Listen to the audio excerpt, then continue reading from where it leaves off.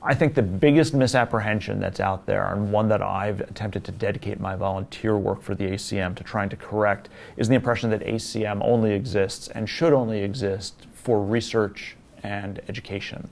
And I think that that's actually, a tremendously incorrect impression. And the one thing I would seek to have people understand is the relevancy of the ACM to everyone engaged in computing.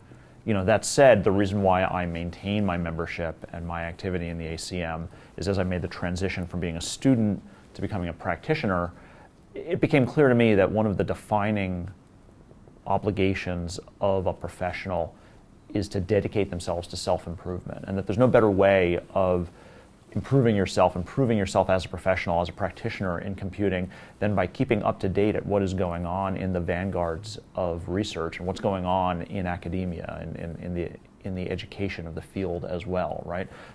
I deeply believe that from the moment you leave, and even while you are in academia as a student, but from the moment you leave it, your self-improvement becomes your obligation to yourself, right? And for me, being in the ACM has been all about my commitment to self-improvement, right? Access to the digital library, access to the publications, understanding what's already been done in the field and what people are doing at the forefronts of the field is incredibly important, because the last thing that one wants to do is come up with another solution to a problem that someone has solved and you're unaware of, right? So I would like to think that I can avoid repeating mistakes that have already been made and take advantage of the best practices and the learnings of research. And there's an emotional point to that as well, which is that I'm dedicated, I love computing, I'm dedicated to being a professional in it, and this is part of what I must do. But I think the big issue is there's too many people out there engaged in practice who I don't think believe they can get value from anything other than how-to books, right? And in point of fact, how-to books are great ways of understanding how to solve yesterday's problems. And the ACM is a great way to help you understand how to solve tomorrow's problems. Computing has evolved so much over the last 3 years, over the last 5 years, over any period of time you could imagine. The only thing that stayed the same is the fact that it's changed.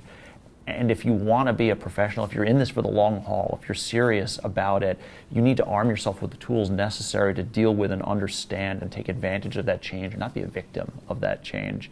And ACM sits at the center of industry, at the center of research and practice, right? Education, research, and practice.